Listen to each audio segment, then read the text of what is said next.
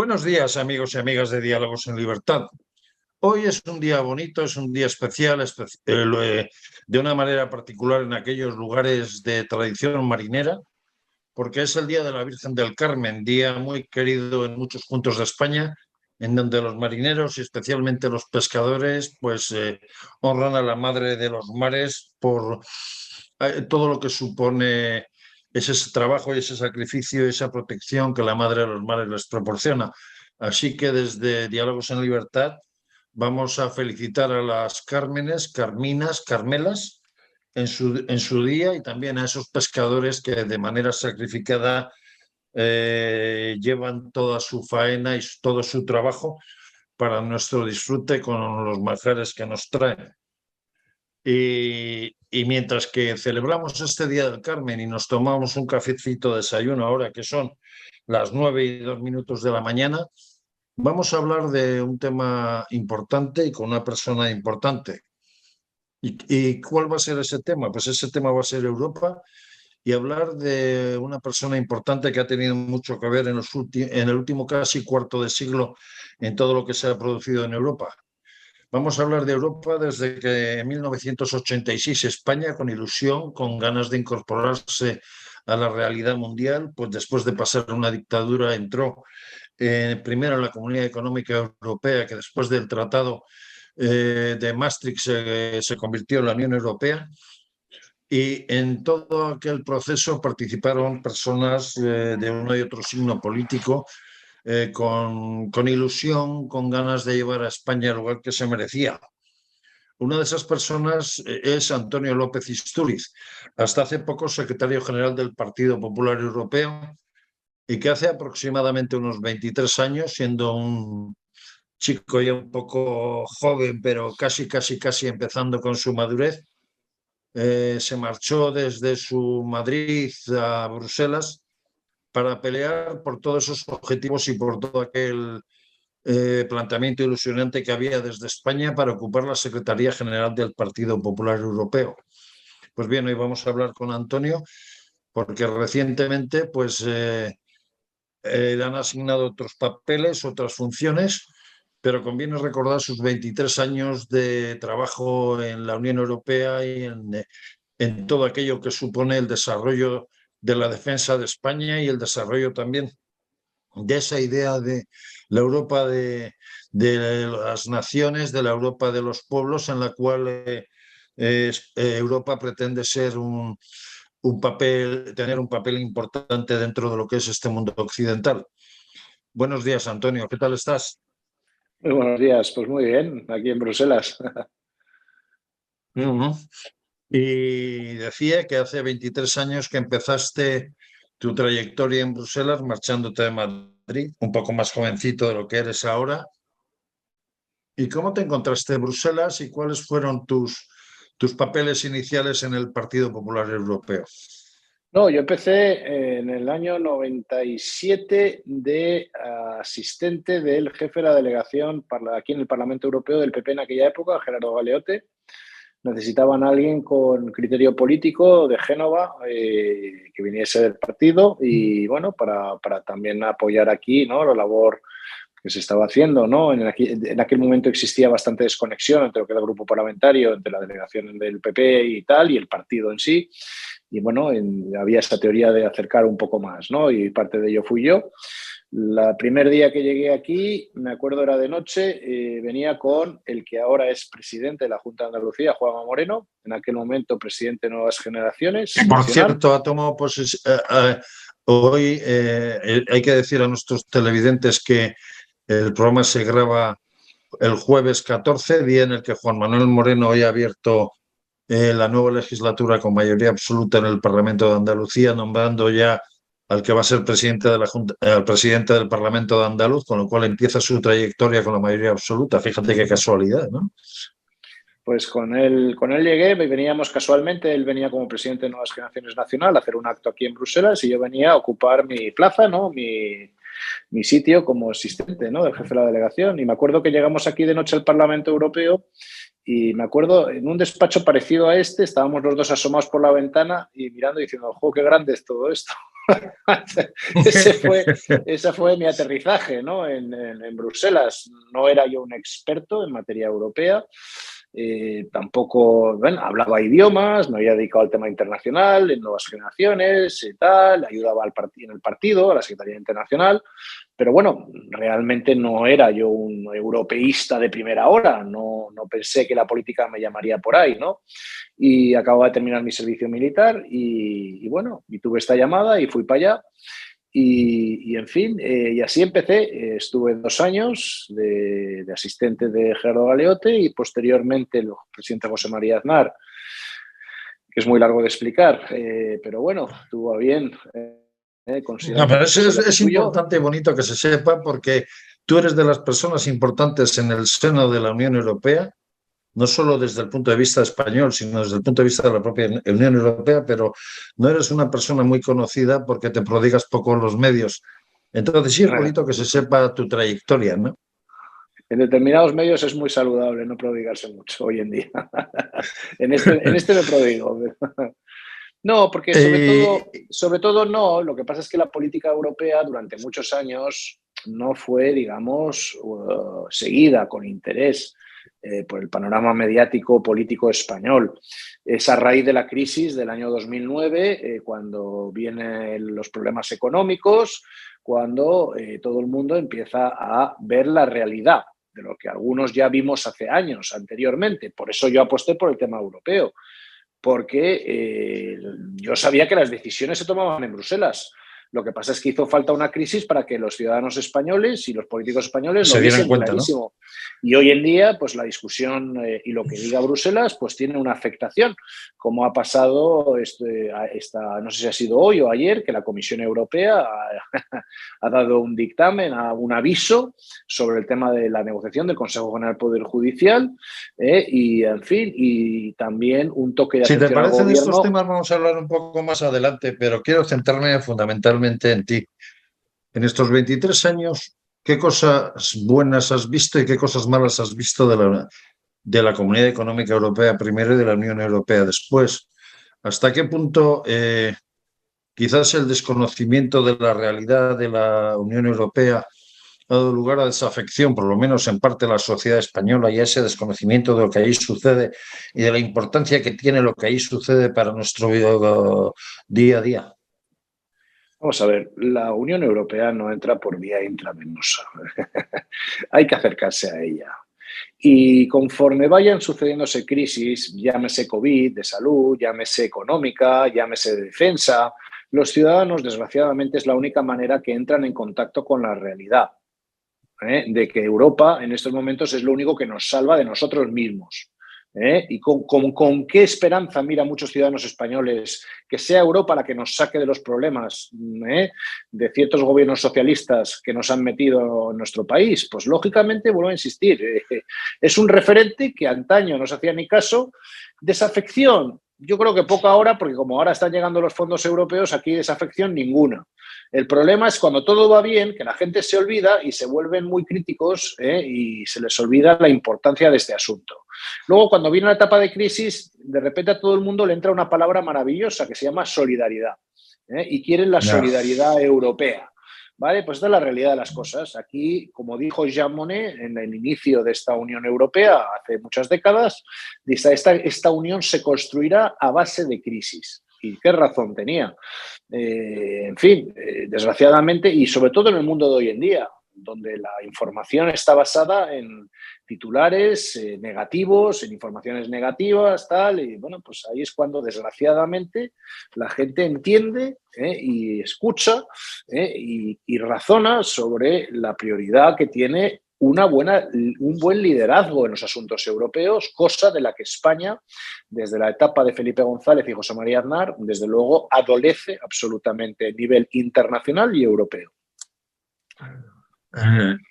España y Europa han sufrido varias crisis. Una de ellas, concretamente España, sufrió una crisis tremendamente dura en el 2006, 2007 y 2008, que dio lugar a acontecimientos, incluso a la celebración de unas elecciones generales y en una situación delicadísima en España que conllevó pues un peligro incluso de intervención del país por parte de los elementos económicos de la Unión Europea.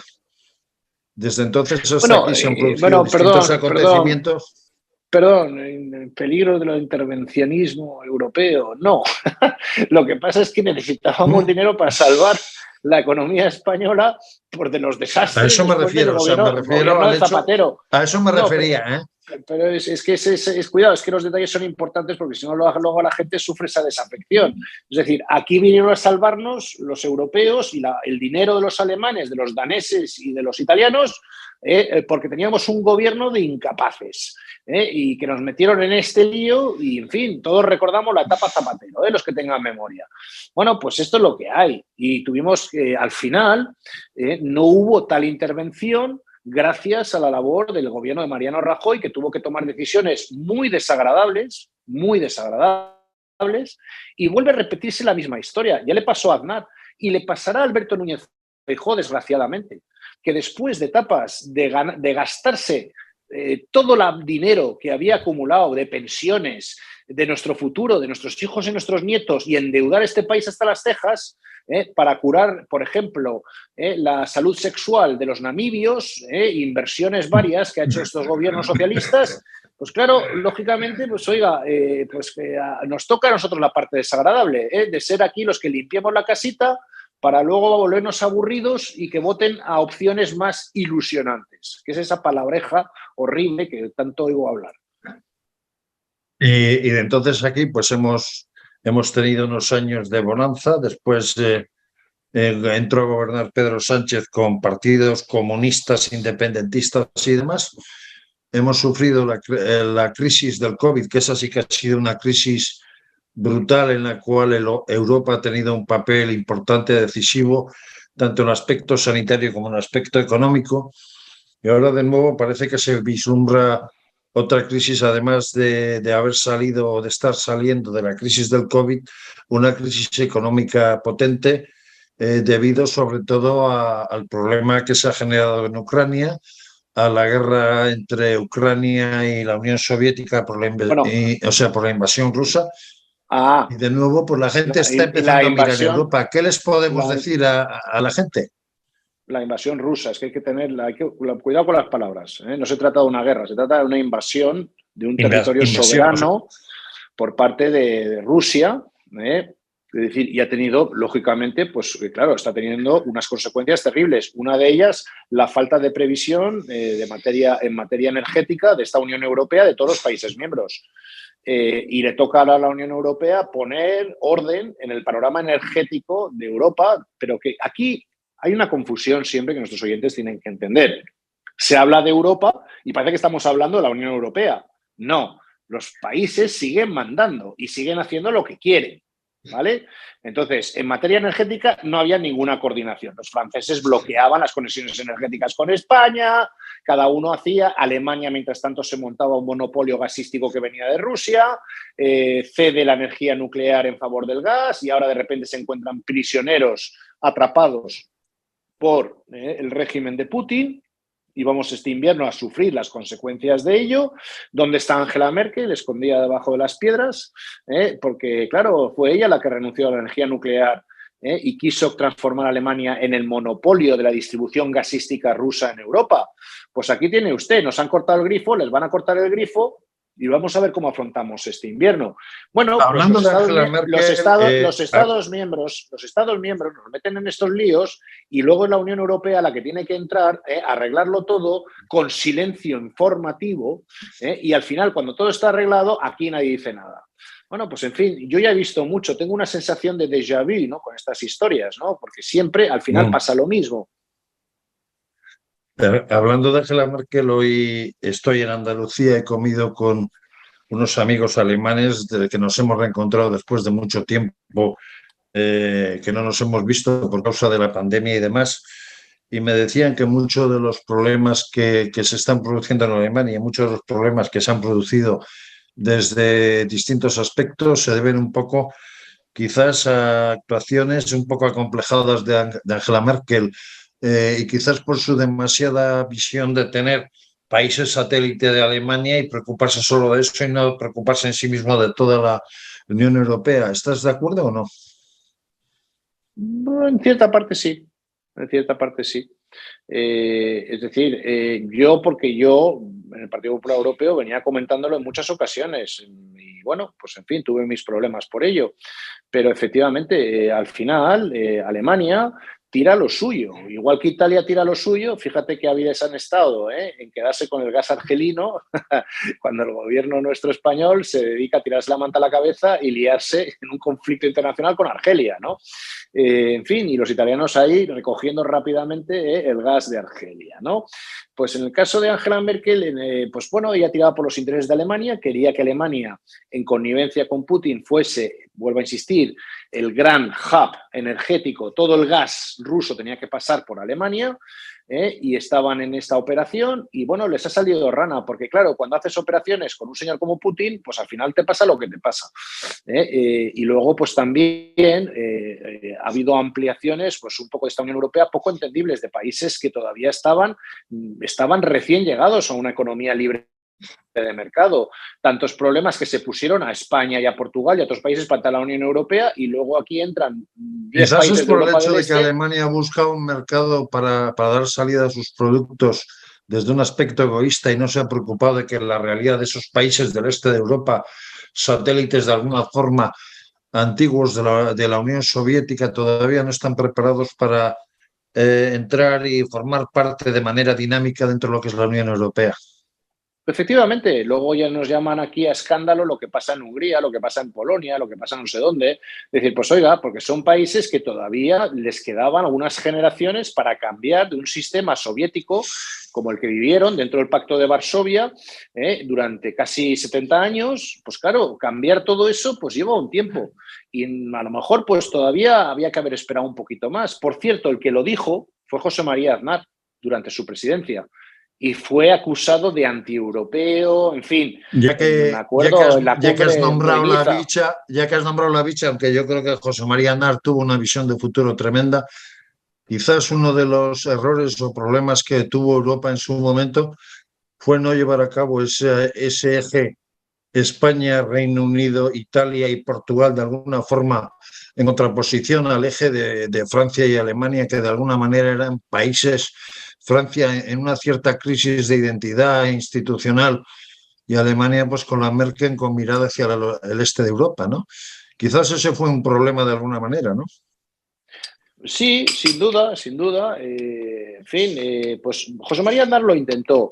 Intentó un eje más atlántico con el Reino Unido, con Estados Unidos, pero bueno, pues ya ven cómo se lo gastaron. En fin, y luego vino Zapatero y dijo que volvía al corazón de Europa. Mire, aquí dejémonos de filosofías. Aquí lo que hay que estar es a la cabeza de Europa y aquí lo que hay que hacer es mandar y ser contrapuesta del sur, de la excesiva, a veces, dominación alemana de esta Unión Europea. Y esto es lo que yo he tenido siempre muy claro, tanto en el liderazgo del Partido Popular Europeo como en política internacional.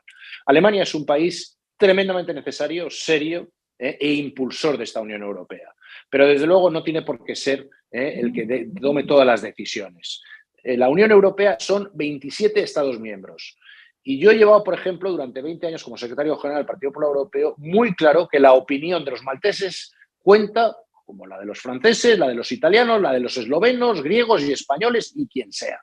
Necesitamos, es un sistema más lento, porque tenemos que tomar decisiones con 27 opiniones, no le cuento dentro del Partido Popular Europeo, donde hay países que tenemos hasta 5 o 6 partidos, con lo cual se multiplica, pero bueno, no pasa nada, es un sistema muy seguro y muy democrático. Al final se tiene la opinión de todos y al final cuando se alcanza un consenso, eso es irrebatible.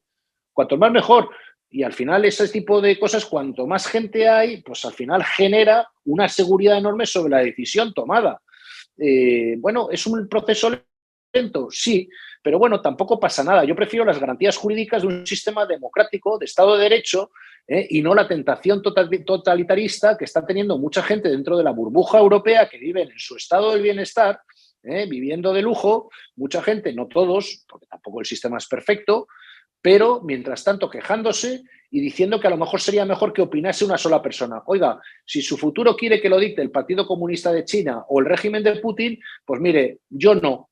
Yo no me apunto a eso. Yo prefiero mi Europa democrática, imperfecta, pero desde luego donde quiero vivir. Democrática. Uno de los puntos débiles de Europa ha sido la salida del Reino Unido, hasta el punto de que yo particularmente opino que ha dejado coja a Europa en muchos aspectos. La posibilidad de reincorporar en un futuro a medio plazo, porque ahora mismo es imposible a pesar de cómo está la política de Gran Bretaña desde el punto de vista del Partido Conservador y demás, pero ¿se puede tender a que en un futuro se reconsideren las opiniones y que el Reino Unido vuelva a Europa o es algo ya imposible? Digo como alternativa a lo que puede ser ese eje franco-alemán en el que las cosas no están yendo o no han ido bien y quizás una alternativa sería volver a esa idea que en su día practicó José María Aznar, ¿no? Yo no estaba a favor del Brexit, clarísimamente, y creo que fue un gran error, pero fue un gran error del Reino Unido. Oiga, votaron en un referéndum, pudo ser manipulado o no, pudo haber desinformación, hubo de todo ahí, pero votaron. Y mire, yo no soy muy amigo de los referéndums, lo digo libremente, porque al final a todo el mundo les enfrenta una situación de decir sí o no. No hay alternativas. Y son tremendamente polarizantes. Y supuestamente son un artículo democrático. Pues mire, no. Usted elige a sus representantes democráticamente. Y son ellos los que al final trasladan esa opinión. El referéndum es un arma de doble filo. Y eso es lo que pasó con el referéndum del Brexit. Y ha creado un problema de proporciones cósmicas para el Reino Unido y para Europa. Europa no lo pidió. Europa no tiene nada que ver en todo esto. Nos enfrentamos a esa situación donde, por cierto, ¿dónde están todos esos gallos en las radios y televisiones de España que estaban ahí cacareando diciendo que era una gran cosa del Reino Unido, los británicos, y que la Unión Europea iba a desaparecer? ¿Dónde están ahora todos esos gallos? Callaos ante el desastre en el que está en estos momentos el Reino Unido, con desabastecimiento, con un problema político enorme, con el Partido Conservador que no es ni la sombra de lo que fue. Es decir, sí, porque bueno, pues parece eso, un cachondeo por no decir otra cosa, ¿no? No, pues al final El son las Partido Conservador consecuencias inglés parece un indirectas. cachondeo, sí. No, es un cachondeo, con muchas fiestas, por cierto, que hubo al final que hubo que reconocer que te había tenido como 80 para que cayese el primer ministro. ¡Qué vergüenza! Y dice mucho, y creo que el Brexit pues, ha sido pues, nefasto. ¿Qué tenemos que hacer los europeos? Seguir adelante, los 27 que estamos ahora, seguir adelante y conscientes de que unidos vamos a algún lado y que si nos separamos no duramos ni 5 minutos en el contexto internacional, que es lo que se están enterando ahora los británicos, que ya no son un imperio. Pues mala manera de descubrirlo. Hemos hablado de Alemania y vamos a hablar ahora un poquito de Francia. Francia ha tenido una grave crisis interna hasta el punto de que el presidente de Francia es de un partido populista del centro, más o menos. Ese presidente ha cuestionado cosas como el Tratado del Atlántico Norte, la organización del Tratado Atlántico Norte, ha cuestionado una serie de cosas y Francia es la pata coja de ese eje franco-alemán. ¿Francia tiene solución o habrá que esperar mucho para que Francia pueda tener un papel de liderazgo como elfo, como dirían los franceses, de cara a reforzar la Unión Europea? Eugenio, tú estás diciendo, hablando de Macron. Macron, diciendo que decías con el populismo. No, yo lo que diría, más de centro no, es un populismo moderado. Ojo, muy distinto del populismo de extrema derecha o izquierda, que ha aparecido también en Europa. Es un populismo moderado, es muy engañoso. Son gente que habla muy bien en televisión, en la radio, que tienen una imagen muy buena, que dan unos discursos que nos dejan a todos sentados. ¡Qué maravilla! Oye, qué increíble. Pero después de 5 años de gobernar Está definiendo Francia, en España Ciudadanos, ¿no? sí, pero no llegó al gobierno en España. En Francia sí. Y la gran pregunta del ciudadano francés cuando concurre por segunda vez elecciones para elegir al señor Macron es: ¿y usted qué ha hecho en 5 años? Aparte de esos magníficos vídeos donde se le ve descamisado enseñando ahí su pelambrera en la campaña y tal y cual. ¿Usted qué ha hecho estos 5 años en Francia? Nada, cero. Nada. Lo único que ha intentado es tener como oponentes a los extremos para poder él ser elegido. Ha barrido el centro, el verdadero centro, los republicanos de antaño de Nicolas Sarkozy, el Partido Socialista, han sido completamente barridos y ha quedado él entre los dos extremos. Pero hay un problema. solo puede ser elegido 2 veces. En las próximas elecciones, ¿quiénes van a ser los candidatos? Le Pen y Mélenchon, los comunistas y la extrema derecha. Fíjese usted qué Con panorama. lo cual la polarización de Francia es brutal, ¿no? De cara al futuro. Que la ha aprovechado. Mire, ahí está el caso. Yo me gusta citarlo mucho en comparativa. Y no me va a hacer más popular, pero lo he dicho muchas veces. Barack Obama. Barack Obama tentó a Trump. Trump no estaba claro si se iba a presentar como candidato o no en el 2015, antes de las elecciones del 2016. Pero en una cena de corresponsales en Washington, Barack Obama pronunciaba un discurso de despedida, ¿no? Y entonces, que es una cena muy tradicional, ¿no? En el panorama político de Washington, en Estados Unidos, ¿no? Y tal. Bueno, es una cita clave, ¿no? Y de grandes mensajes y tal. Obama daba su discurso de despedida y retó a Trump en aquella cena a que se presentase. Y le estuvo dando caña toda la cena a Trump. Lo hizo a propósito y Trump comenta posteriormente que él tomó la decisión de presentarse a candidato en esa cena. ¿Por qué lo hizo Obama?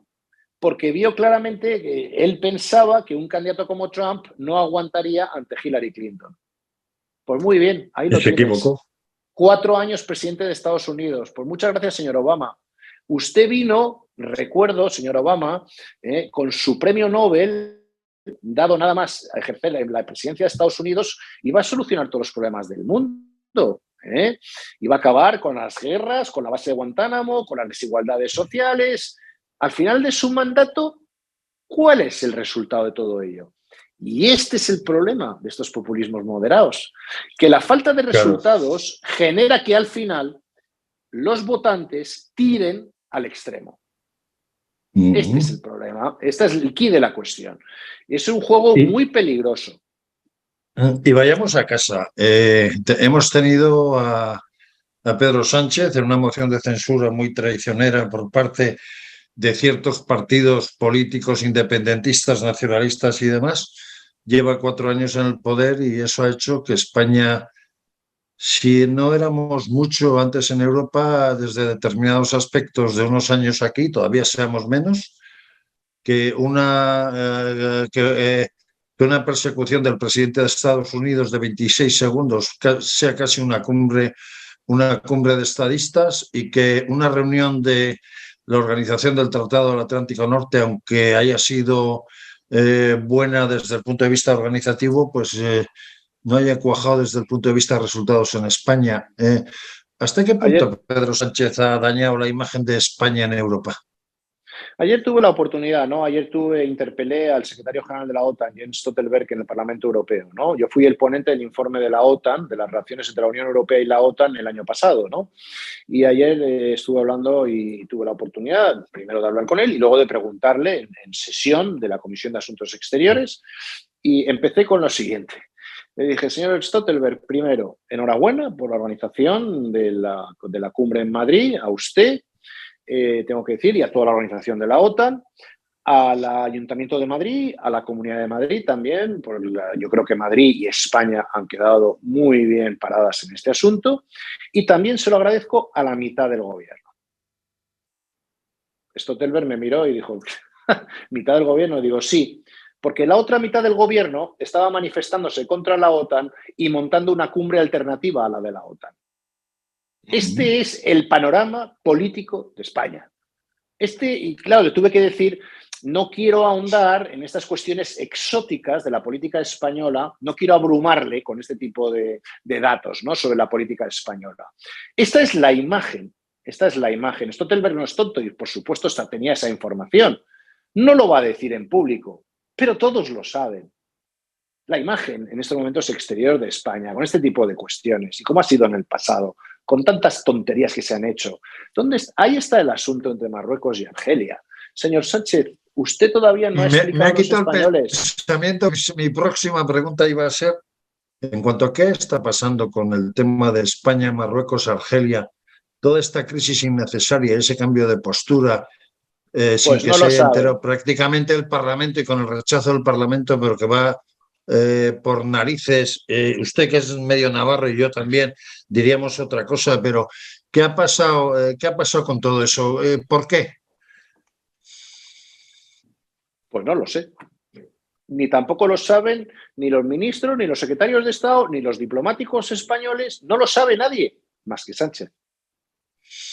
A nadie nos han explicado. Yo he hablado con buenos amigos y los tengo a izquierda y derecha, diplomáticos, políticos, en fin, expertos, estrategas, en fin, profesores universitarios, cátedras de internacional, tal y cual, y nadie sabe explicar cuál es el beneficio para España de este giro copernicano de 180 grados en política exterior española respecto a Argelia y Marruecos. Y todavía nadie nos ha explicado nada. Es una vergüenza. España tenía una posición muy delicada con el tema del Sáhara y la verdad es que la diplomacia española estaba haciendo un trabajo durante décadas, ha hecho un trabajo excepcional para mantener un equilibrio entre el clara enfrentamiento que hay siempre velado entre Argelia y Marruecos, que por supuesto perjudica nuestros intereses. Que nos olvidamos de ellos, que eran tres elementos, ¿no? No, claro. Y España ha guardado, el cuerpo diplomático español, tengo que decirlo, un magnífico equilibrio en estas cuestiones. Todo ha desaparecido de la noche a la mañana y todavía no se nos ha explicado por qué. Mire, aparte del Parlamento están los medios de comunicación. ¿Dónde están los medios de comunicación para investigar qué es lo que ha pasado? Cumbre europea, en la cumbre de la OTAN han hecho el hola, pero de alguna u otra manera con el tema de Marruecos-Argelia ha habido mucho silencio, pero lo cierto es que la gente no lo entiende nadie. Y luego hay otra cosa, o sea, todo este tema de Argelia, ¿dónde está la izquierda? Que ha dado lugar a que se nos rompa, o sea, que el tratado de amistad se haya roto, que nos suban el precio del gas y todo ese tipo de cosas, es que es incomprensible. Perdón, pero ¿dónde está la izquierda? Ha estado durante décadas manifestándose por los saharauis. Y ahora de repente cambia. ¿La izquierda no es el señor Sánchez o sí? No, pero ¿dónde está Podemos? ¿Dónde está el Partido Socialista? No hay nadie en la calle manifestándose. Usted puede imaginar que sea un dirigente del Partido Popular el que deje tirado a los saharauis, cambie en 180 grados la política exterior española. ¿Qué serían las calles de España? Nos sacan a bayonetazos desde España. Pues ya está. Así de claro. Creo que va siendo hora de que yo creo que la sociedad española haga una pequeña reflexión sobre, es decir, yo no pongo a nadie, oye, me parece muy bien ser de izquierdas, derechas, creo que la alternativa ideológica es positiva, no tenemos que ser todos únicos, sino para eso nos vamos con el señor Putin. En fin. Perdón, hemos perdido la imagen, señor López Istúriz. Es que cuando me llaman se corta. Y entonces, sí. Pues, no, ya la hemos recuperado. No, pero, no puedo. Yo le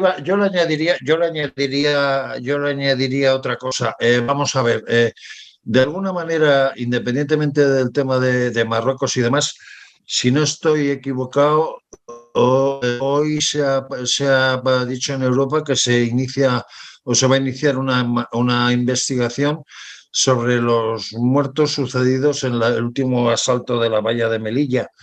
¿Qué nos puede decir de ese tema? ¿Que dónde está la izquierda española? Yo es lo único que le puedo decir. Digo, si esto le hubiese ocurrido a un presidente del gobierno del Partido Popular, quisiera yo ver cuál hubiese sido la reacción. No hubiésemos podido ir ni a cenar a los restaurantes. Estarían haciéndonos scratches en todas las casas de los dirigentes del Partido Popular, del gobierno de ese momento. Es una vergüenza la falta totalmente de equidad y totalmente... Es decir, yo creo que yo esto ya como militante del Partido Popular lo llevo como muy a gala, ¿no? Es decir, ya está bien de esta hipocresía, de esa falsa moral de la izquierda. ¿Dónde están en el tema de la valla de Melilla? ¿Dónde están con los saharauis? Que se descubran, que hablen. Ese es lo que a mí me gustaría. Sobre el tema de la valla, mucho más no puedo aclarar. Evidentemente, este tema está ahora, en estos momentos, los fiscales en España y en Marruecos están actuando y nos darán mayor luz sobre lo que ha sucedido. Unos claman que han sido las mafias que desgraciadamente campan a sus anchas en el Mediterráneo y que se están aprovechando de la tragedia humana de la cuestión de la inmigración. Otros dicen que, bueno, que en fin, es falta de previsión, probablemente dentro de poco unos echarán la culpa a otros, en fin, y asistiremos a esto con cada vez mayor silencio mediático y de la izquierda, claro. Este es el problema. De alguna u otra manera, nuestra cadena está radicada y dentro del mundo latinoamericano y dentro del mundo de habla hispana en Estados Unidos. ¿Cómo han sido las políticas de Europa hacia Latinoamérica, especialmente países como Venezuela, que tienen carencias democráticas, Nicaragua, etcétera, etcétera, para ayudar a reconstruir y para ayudar a llevar la democracia a sus países? Mire, el poco esfuerzo que ha hecho la Unión Europea de contacto con Latinoamérica ha sido gracias al empeño e insistencia, hay que decirlo alto y claro, de los eurodiputados españoles y portugueses. Y particularmente de usted, que sé que se ha movido mucho en ese tema.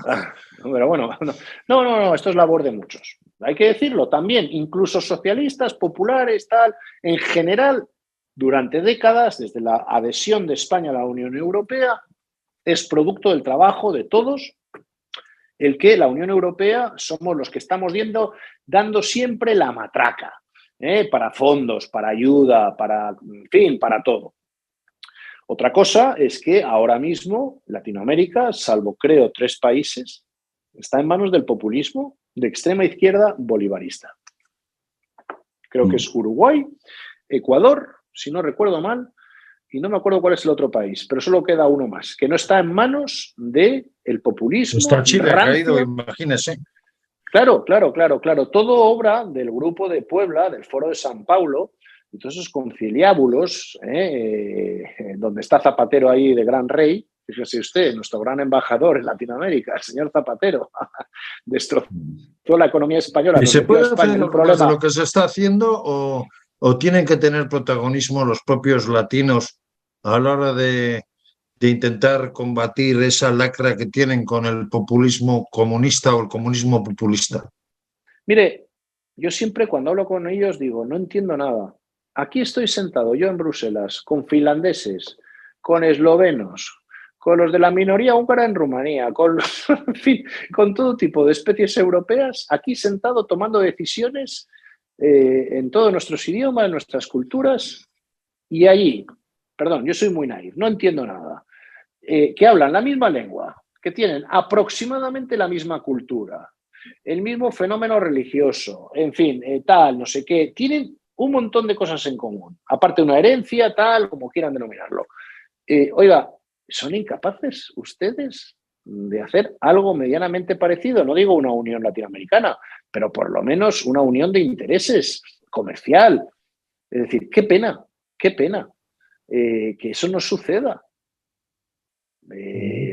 Yo creo que también por parte de ellos debería haber habido algún tímido intento, el Mercosur, a nivel político el tema del Parlacén, en fin, tal, pero nada, no ha servido de nada. Son, no sé, situaciones ya enquistadas en el tiempo y que socialmente, pues claro, provocan que al final estos países entren dentro de la órbita, como está sucediendo, del bolivarismo, porque claro, no hay una alternativa coordinada que genere prosperidad. Esto es la Unión Europea. La Unión Europea es una construcción muy joven, muy reciente, que se hizo después de que siglos nos matásemos todos en Europa, que como siempre digo, nos volvimos tan especializados que incluso exportamos nuestras guerras al resto del mundo, allí fueron 2, y luego al final de todo eso nos dimos cuenta, ¿por qué no vamos a hacer una aproximación distinta? Dejémonos de Napoleón, de Hitler, en fin, de todos, y vamos a hacer ahora una unión basada en la economía. Dejemos el tema político al lado. Vamos a hacer una unión económica. Y oye, funcionó también a partir de que Francia y Alemania, hay que decirlo, hicieron su tratado del carbón y el acero. Oye, empezó a funcionar y el resto se quiso unir, porque eso empezó a dar un poder económico y una recuperación a países que habían sido machacados por la Segunda Guerra Mundial. Y entonces los demás se quisieron unir y poco a poco se fue forjando esta Unión Europea. donde la base es económica. Si hay prosperidad, la gente pide libertad y democracia. ¿Cómo me gustaría ver eso en Latinoamérica? Pero yo no lo veo. Las circunstancias se me antojan todavía complicadas, ¿no? Es decir, qué pena que con la proximidad y de la cultura, de la lengua y tantas cosas, pues no estén haciendo lo mismo que estamos haciendo aquí. Amigos de Diálogos en Libertad, ¿se dan cuenta cómo Antonio López Istúriz habla claro, dice las cosas como las piensa y además habla y sabe de lo que dice Antonio? A partir de ahora, usted ya no va a ser o no es secretario general del Partido Popular Europeo, pero otras misiones le aguardan. ¿Cuáles son exactamente? Bueno, yo también era y sigo siendo secretario general de la Internacional Demócrata de Centro, la antigua democracia cristiana. Bueno, y en fin, y en el Parlamento Europeo continúo de eurodiputado, soy presidente de la delegación de Israel, del Grupo de Amistad con Emiratos Árabes Unidos, y estoy en la Comisión de Exteriores, en la Comisión, en fin, bueno, estoy en varias delegaciones, en fin, trabajo no me falta. No me aburro y falta que hace, porque yo creo que aquí, en el Parlamento Europeo, y contrariamente a la imagen que desgraciadamente campa por ahí, basada en informaciones falsas sobre las actividades de los eurodiputados, aquí hay un trabajo inmenso y es un auténtico privilegio poder defender a mi país, como hacen muchos eurodiputados españoles, los intereses de nuestro país. Fíjese usted, por ejemplo, que la relación personal con diputados de otras ideologías, por supuesto no independentistas o de los de Bildu y tal, eso olvídese, pero bueno, pues socialistas, ciudadanos, en fin, Vox también, en fin, la Quizá relación, la cuando se mancha trata... sea el independentismo catalán y concretamente Puigdemont dentro de lo que es Bueno, pero el el parlamentarismo Tribunal español Europeo, radicado en Bruselas. el Tribunal Europeo ya lo ha dejado claro, ¿eh? El Tribunal Europeo ha dicho que no tiene derecho a estar sentado en el Que la Parlamento euroorden Europeo, ¿eh? de Ya Llarena es está. efectiva y puede serlo, ¿no? Eso es. Y que no se puede esconder en el Parlamento Europeo. Lo ha dicho el Tribunal de Derechos Humanos, lo ha dicho el Tribunal Europeo. O sea que, por favor, que ya, a ver, que se aclaren ya de una vez. Bueno, tengo que aquí comentar aquí entre nosotros, realmente las actividades del señor Puigdemont en este Parlamento no las conoce nadie. Pasa completamente desapercibido y no le interesa a nadie. Pero el independentismo catalán ha originado algo que puede ser preocupante de cara al futuro de la Unión Europea y de los países de la Unión Europea. Y me refiero a esas sospechas evidentes que se han rumoreado, yo no sé si demostrado o no, de posibles contactos con Rusia y concretamente con gente cercana a Putin de cara a crear Pues nada, desinformación, noticias fake sumando, y todo este tipo de cosas. Pero eso no sumando puede ser amigos. peligroso para otros países y otras situaciones. Bueno, pues ya verá cómo se apaga el fervor francés que ha tenido en el pasado, con el tema del tema catalán, el tema vasco y tal y cual. Ya verá cómo se le apaga el fervor. ¿eh? cuando, cuando vean que el independentismo ha estado en tratas con los rusos y tal y recibiendo dinero y tal. Es decir, pues bueno, pues lógicamente, bueno, ya sabemos que Francia siempre ha jugado con esto mientras el problema esté en España. En Francia ni una broma, ni una broma con este asunto.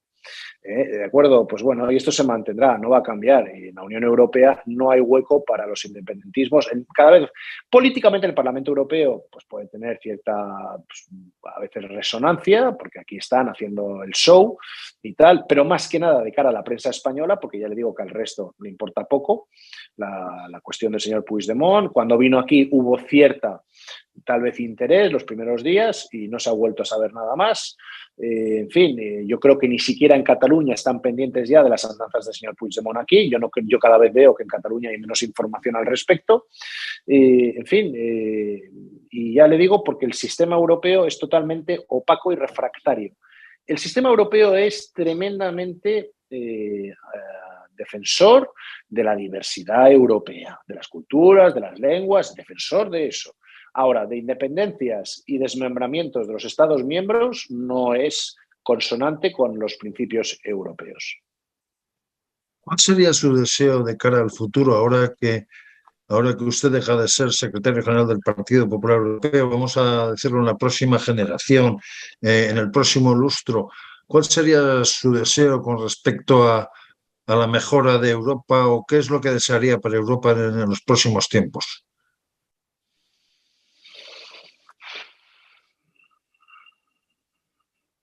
A mí me gusta cómo está. Es imperfecta, tiene sus problemas, pero funciona. Responde. Está ahí cuando lo necesitamos. Yo creo que los ciudadanos españoles lo intuimos, ¿no? Cada vez que tenemos problemas es la Unión Europea la que viene a sacarnos las castañas del fuego. Porque tal vez nos equivocamos a la hora de votar y votamos opciones, como digo, ilusionantes, que al final nos han generado verdaderas catástrofes económicas, no solo en España, también pasó en Grecia, tengámoslo claro, y en otros países. Pero bueno, España ha sido un poco, digamos, ejemplo.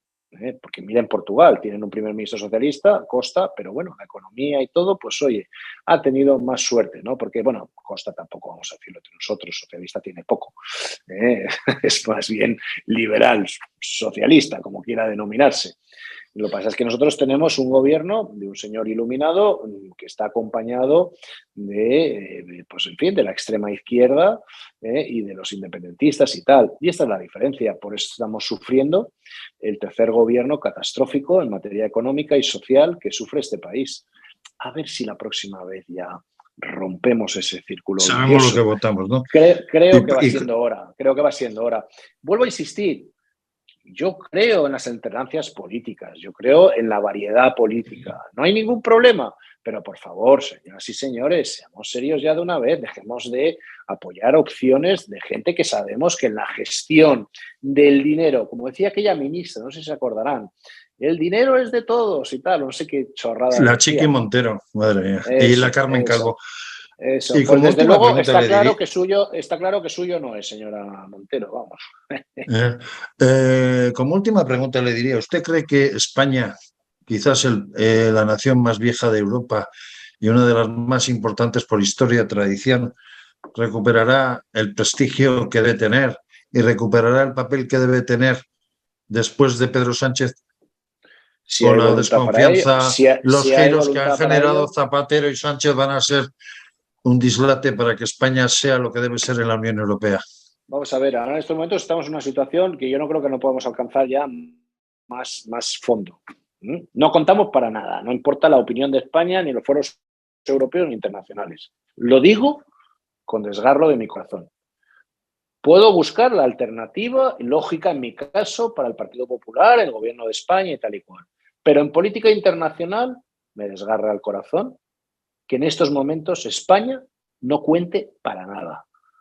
En fin, yo creo que puede cambiar esto, sin duda, con voluntad y con ganas de darle un giro a la política internacional de este país y con la ambición, gran ambición, de que no se va al corazón de nada, se va a la cabeza de algo, a dirigir con ambición y sin problema y sin, ¿cómo se dice? Ni sin, se me ha ido la palabra, sin complejos. Que tenemos mucho los españoles, que nos gusta mucho salir fuera de España y hablar mal de España. Antes se parte un diente un alemán que hablar mal de su país fuera de él. Y tenemos unos complejos los españoles enormes. Nos creemos que al norte de los Pirineos todo es fantástico. Pues no es verdad. No es así. Tienen no los es mismos así. problemas que nosotros y más en algunos casos. Es decir, tenemos que abandonar esos complejos y tener ambición. Y ambición de sentarnos con los americanos. Lo que tenemos, ¿no? Ambición de sentarnos con los americanos de igual a igual. No estar buscando la fotico del momento, del segundo, ¿me entiendes? Y tal igual. No. Es decir, y para eso hace falta mucha voluntad política. Y yo espero que eso pase. Pues Antonio López Istúriz, amigos, se dan cuenta que, como decía antes, habla claro.